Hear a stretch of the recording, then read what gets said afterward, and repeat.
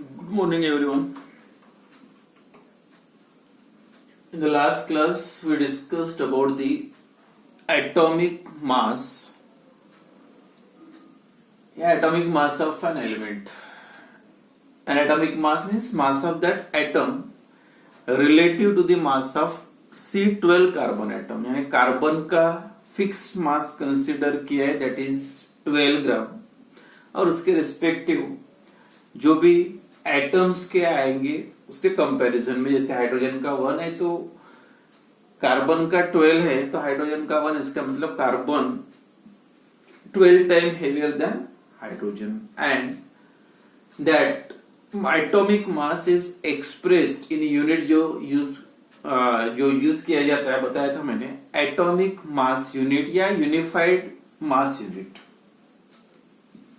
Then जो relation था gram और एटॉमिक मास यूनिट AMU का क्या है, 1/12 of the mass of carbon atom, और उसका जो रिलेशन है 1 AMU is equal to 1.66 into 10⁻24 gram. तो यहां तक हुआ था।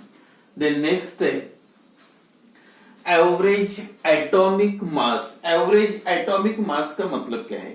तो average atomic mass meaning naturally occurring elements, जो भी एलिमेंट्स है, meaning naturally occurring elements, they exist as a mixture of isotopes या exist as a mixture of more than one form, एक से ज्यादा फॉर्म में होते हैं। सबको पता है, उसके पहले भी ये वर्ड आ चुका है, आइसोटोप्स। आइसोटोप्स का मतलब atoms of same element having same atomic number but different mass number। atomic number same है, इसका मतलब एलिमेंट एक ही है but it exists in more than one form। जो एग्जांपल बताया था मैंने, कार्बन एटॉमिक नंबर 6 दोनों का, लेकिन इसका एक का मास नंबर 12 है, दूसरे का मास नंबर 14 है।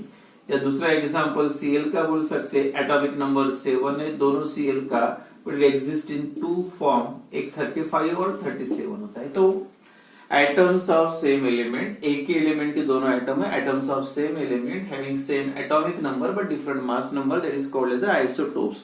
तो जब भी कोई एलिमेंट अलग अलग आइसोटोपिक फॉर्म में होता है, और यहाँ पे आपको दिख रहा है क्लियरली, इसका 12 है, इसका 14 है, इसका 35, इसका 37 है, या हाइड्रोजन की 3 form H H H 1 1 1 1 2 3, atomic number 1 2 3, mass number और एटॉमिक नंबर तीनों का सेम है। तो इससे क्लियर होता है this isotopes have a different atomic मास, क्योंकि मास नंबर देखो सबका अलग अलग है। तो अब इनका एटॉमिक मास, इसका एटम का मास कैसे कंसीडर करना पड़ेगा? तो each isotopes have a different atomic mass, अलग अलग आइसोटोप्स के अलग अलग मास है।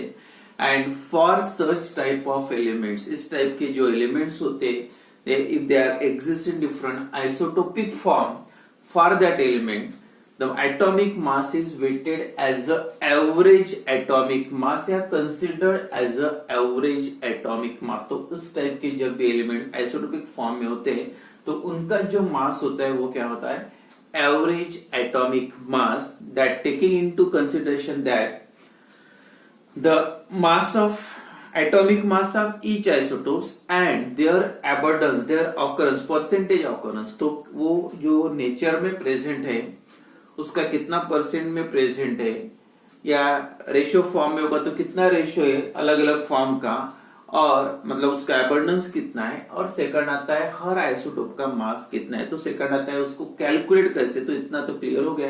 एवरेज एटॉमिक मास कब ये वर्ड यूज किया जाता है? जब that element exist in more than one iso, अलग अलग आइसोटोपिक फॉर्म में होता है, तो उस हर एलिमेंट का मतलब हर एटम का मास भी अलग होता है, तो इसलिए उनका कंसीडर करना है एवरेज एटॉमिक मास। अब कैलकुलेट कैसे करते हैं? जैसे आपको पता होगा, मास तो एक्चुअली ऑलवेज होल नंबर आना चाहिए, that depends on number of protons and neutrons. Proton और न्यूट्रॉन का मास 1 होता है। जब दोनों का मास 1 कंसीडर करोगे, कितने भी प्रोटॉन्स हो या न्यूट्रॉन होता है, फ्रैक्शन में मास नहीं आना चाहिए। तो आपको पता होगा Cl का एटॉमिक मास जो होता है 35.5। अब ये फ्रैक्शन में कैसे आ गया, 0.5 कैसे है? तो उसका रीजन ये है बिकॉज ये जो मास है that is the average atomic mass of Cl। Cl का ये एवरेज एटॉमिक मास है। अब एवरेज का मतलब क्या है, अब कैलकुलेट कैसे करते, तो ये भी एंट्रेंस के लिए अगर इंपॉर्टेंट है कैलकुलेशन। एक, जब भी दो आइसोटोप्स दिए रहेंगे, जैसे Cl का एग्जांपल लेंगे, दोनों का एटॉमिक नंबर सेम है 17, इसका मास 35 और इसका 37, एक का और दूसरे का, और उसका रिलेटिव अबंडेंस है जो प्रोपोर्शन है 3:1 नेचर में। 3:1 मतलब ये 3 पार्ट, तो इसका कितना आएगा 1 पार्ट। टोटल अबंडेंस दोनों का मिला के कितना 3 + 1 4। दो फॉर्म में हो सकता है, एक तो in the form of ratio रहेगा, प्रोपोर्शन रहेगा, या दूसरा परसेंटेज में भी कभी कभी दिया होता है। जैसे एक का 70% है और दूसरे का सब इसका 70% है, उसका 30% है, तो दो फॉर्म में दिया हो सकता है अबंडेंस। बाकी मास तो ऑलरेडी दिया है, परसेंटेज दिया रहेगा तब भी कैलकुलेट कर सकते, या प्रोपोर्शन फॉर्म में दिया है, रेशियो फॉर्म में दिया है, तब भी आप निकाल सकते हैं। अब कैसे, जो क्लोरीन का what is the average atomic mass of chlorine, क्या दिया है, ये दो एलिमेंट्स है, दो आइसोटोप्स है 35 37 सेम, और उसका प्रोपोर्शन कितना है नेचर में 3:1। कैलकुलेशन क्या है, तो average atomic mass of Cl, तो कैसे कैलकुलेट करोगे, बहुत ही सिंपल इजी कैलकुलेशन है। क्या करना है, मास दोनों का अलग अलग है, तो क्या करोगे आप, 35 वाले का कितना प्रोपोर्शन है 3, और इसका कितना है 37 वाले का 1, तो सीधा सीधा है 3 × 35, जिसका इसका प्रोपोर्शन उसे मल्टीप्लाई करो, प्लस दूसरा इसका कितना है 1 × 37, इसका प्रोपोर्शन 1 है, तो उसका एटॉमिक मास कितना है 37 वाले का 1 है, तो 37 × 1 डिवाइडेड बाय टोटल रेशियो, मतलब ये दोनों का मिला के कितना है 3 + 1 that is 3 + 1 that equal to 4।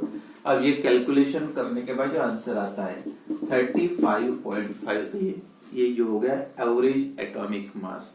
या कभी कभी क्या होता है परसेंटेज में भी दिया रहेगा, जैसे दूसरा एग्जांपल लेंगे, तो इस टाइप से अगर रेशियो दिया है, जो भी रेशियो टोटल रहेगा डिवाइड करो टोटल रेशियो से, और जिसका जो भी प्रोपोर्शन रहेगा, जैसे 3 होते हैं, जैसे ये 37 है, दूसरा अगर होता 37, ये 36 होता है इसका, और प्रोपोर्शन होता 1:1, तो क्या करते हैं 3 × 35 प्लस 37 × 1 प्लस 36 × 1, फिर से, और बाकी तीनों के 3 + 1 + 1 क्या पे आता 5। तो इस टाइप से प्रोपोर्शन फॉर्म में, रेशियो फॉर्म में दिया रहेगा, तो आप कैलकुलेट कर सकते हैं एवरेज एटॉमिक मास या परसेंटेज है। फॉर एग्जांपल दो एलिमेंट है A और दूसरा भी A ही है, आइसोटोप है, एटॉमिक नंबर 6 है, इसका भी 6 है, इसका 12 है, और सपोज इसका 13 है, और अभी रेशियो नहीं दिया है, परसेंटेज में दिया है, और ये सपोज A वाला 90% है और ये 10% है, तो क्या करोगे आप, इसका परसेंट, ये 90% है A, और 13 वाला A कितना है 10% है, तो क्या रहेगा calculation, therefore again same average atomic mass of A is equal to क्या रहेगा कैलकुलेशन 12 into इसका परसेंटेज कितना है 90 से मल्टीप्लाई करो, प्लस 13 into इसका परसेंटेज कितना है 10 से मल्टीप्लाई करो, और डिवाइड बाय 90 + 100। तो जब भी परसेंटेज दिया रहेगा तो नीचे तो 100 आएगा, 90 + 10 100।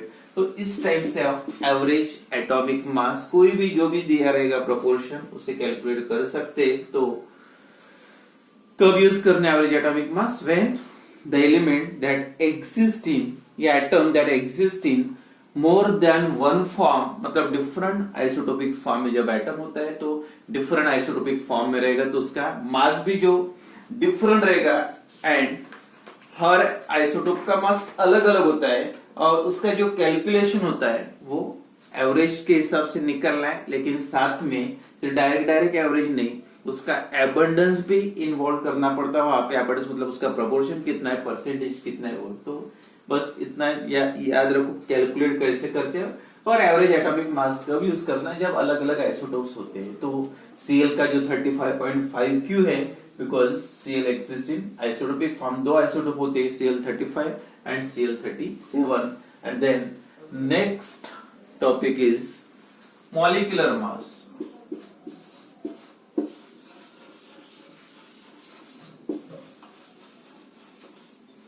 या मॉलिक्यूलर वेट। अब मॉलिक्यूलर मास का मतलब क्या होता है, क्या रहेगा मॉलिक्यूलर मास?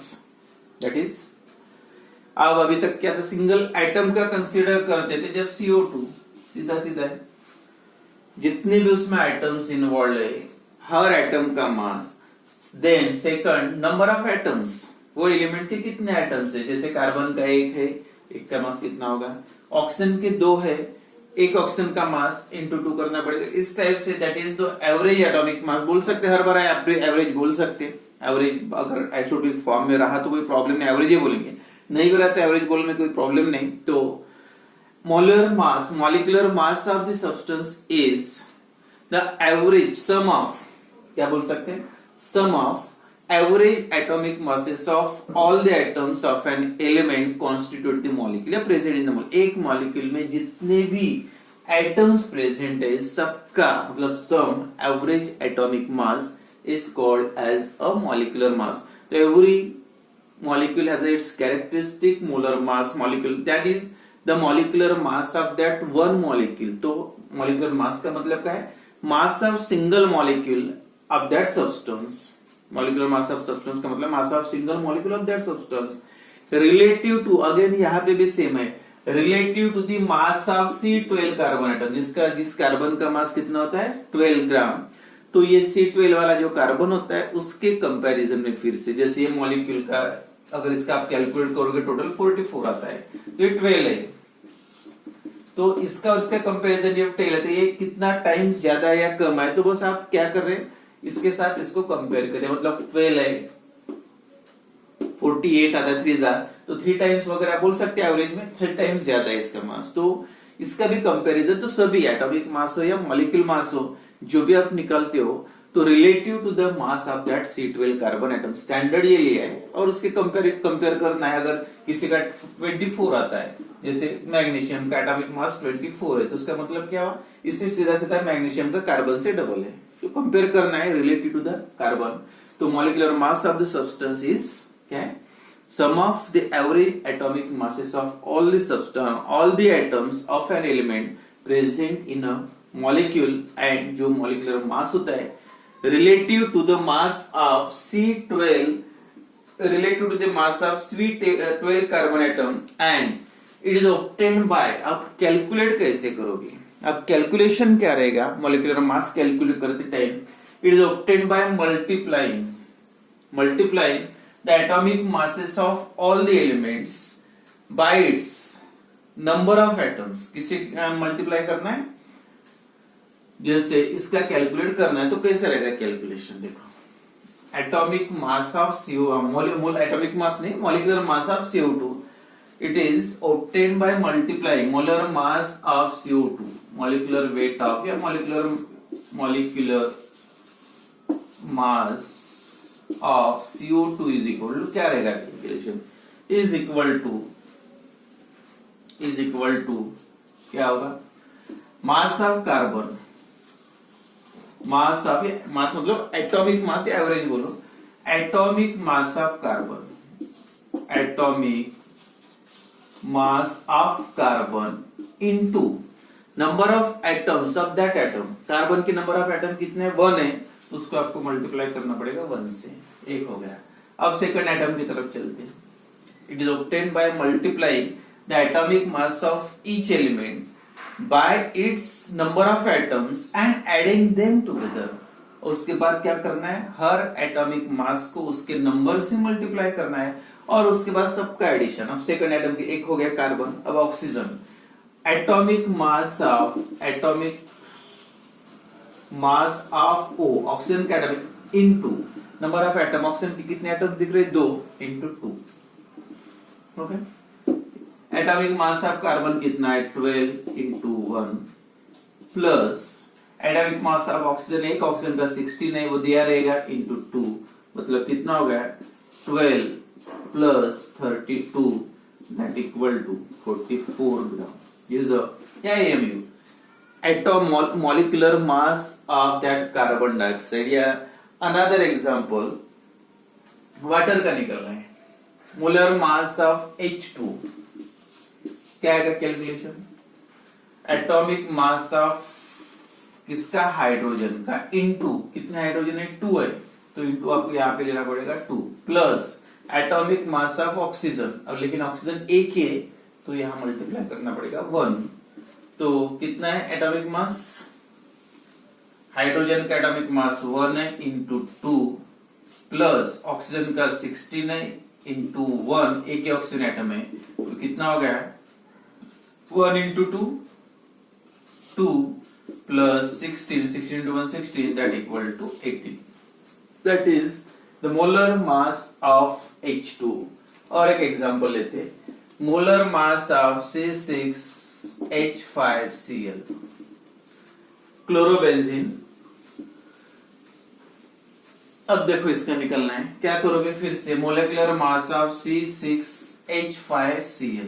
अब क्या करना पड़ेगा, कार्बन मतलब एटॉमिक मास ऑफ कार्बन कितना है 12, एक कार्बन का, ऐसे कितने कार्बन है 6, देयरफॉर एक कार्बन का मास और इनटू नंबर ऑफ एटम 6 है, प्लस हाइड्रोजन का मास कितना है 1, एक हाइड्रोजन का, ऐसे कितने हाइड्रोजन है 5, प्लस तीसरा एटम है Cl का मास है 35.5 जो अभी बताया था, into number of Cl atom 1, तो क्या आएगा 72, यहाँ पे प्लस 5 प्लस 35.5, ये टोटल करो कितना आएगा इसका 40.5 प्लस 40.5 प्लस 72 मतलब 5 2 112 and 5, तो सबके टोटल मतलब it is obtained by multiplying the atomic mass of each element by its number of atoms and then adding them together you get the molecular mass of that compound। तो ये था molar mass मतलब sum of average atomic masses of all the atoms of an element present in the molecule, that is called as a average atomic mass। ठीक है, and एक जो last है इसी सीरीज का, that is formula mass, special है ये भी। अब ये जो टर्म है फार्मूला मास कब यूज करना है, फार्मूला मास का मतलब क्या होता है, specially in case of ionic compound. Ionic compound का मतलब मैक्सिमम जो पूरे के पूरे बोल सकते हैं, सभी जो साल्ट्स होते हैं that are ionic compound, they form by the combination of cations and anions। जो भी cations और anions के combination से form होते हैं उनको बोल सकते हैं ionic salt, ionic compound। For example NaCl, sodium chloride salt, Na पे पॉजिटिव चार्ज होता है Cl, इसलिए उसको ionic salt। पोटेशियम क्लोराइड के पॉजिटिव Cl नेगेटिव, या मैग्नीशियम सल्फेट MgSO4, उस पे नेगेटिव चार्ज होता है मैग्नीशियम के पॉजिटिव। तो ये सभी जो मेटल और नॉन मेटल से के कॉम्बिनेशन से बना हुआ कंपाउंड आप सबको बोल सकते हैं साल्ट। ऑल दिस कंपाउंड्स, सभी के सभी salt, all this naturally occurring salt, they do not have a discrete molecules as a मतलब स्ट्रक्चरल यूनिट, मतलब स्पेशल जैसे CO2 का एक फिक्स मॉलिक्यूल होता है, एक मॉलिक्यूल में एक कार्बन होता है, दो, ये फिक्स्ड है molecular formula of CO2 of 0। लेकिन सोडियम क्लोराइड या ये जो भी साल्ट्स होते हैं उनका डिस्क्रीट मॉलिक्यूल जो होता है वो फिक्स नहीं होता है, ये ओरिजिनल मॉलिक्यूलर फार्मूला। ठीक है, आप बोलते थे मॉलिक्यूलर फार्मूला बोलते हैं सोडियम क्लोराइड का हो या potassium, but actually it is not the molecular formula of sodium chloride. And for such type of compounds they are form by cations and anions and they are arranged in a 3-dimensional structure during the formation of that crystal of sodium chloride or potassium chloride।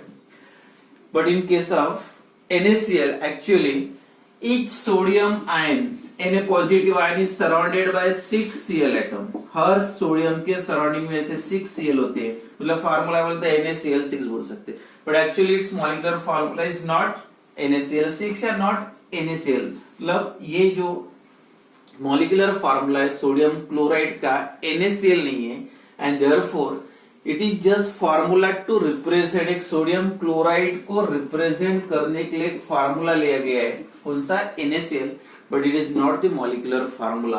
And therefore for such type of compound, इस type की compound generally in case of ionic compound या salts के लिए जो नाम change करना है, calculation same है, बाकी कुछ भी डिफरेंस नहीं है, बस instead of molecular formula you have to use formula mass. मतलब मॉलिक्यूलर फार्मूला है मॉलिक्यूलर मास, इन उसके जगह पे क्या यूज करना है आपको, formula mass, and that is only for ionic compound. Because जैसे NaCl का मॉलिक्यूलर फार्मूला है, लेकिन आप जैसे वाटर में डिसॉल्व करते हो NaCl, it converted into Na positive and Cl negative, तो ये मॉलिक्यूलर फार्मूला रहा नहीं। तो इस टाइप के molecule specially for ionic compound, in place of molar molecular mass you have to use formula mass of that compound, और फिर से उनका जो कैलकुलेशन वही है जो NaCl फार्मूला है, तो उसका फार्मूला जो रिप्रेजेंट फार्मूला मास किसके लिए यूज करना है, आयनिक कंपाउंड के लिए, इतना याद रखो।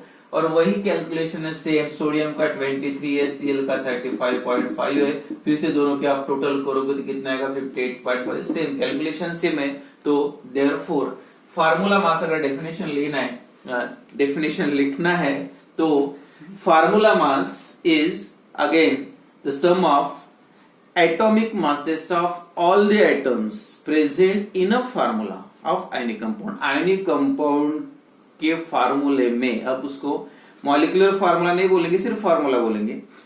फार्मूले में जितने भी एटम्स प्रेजेंट है सबके एटॉमिक मास की टोटल मीनिंग वही है, सेम है, बस आयनिक कंपाउंड के लिए नाम अलग से यूज करना है फार्मूला मास, बाकी उसमें ज्यादा डिफरेंस नहीं है।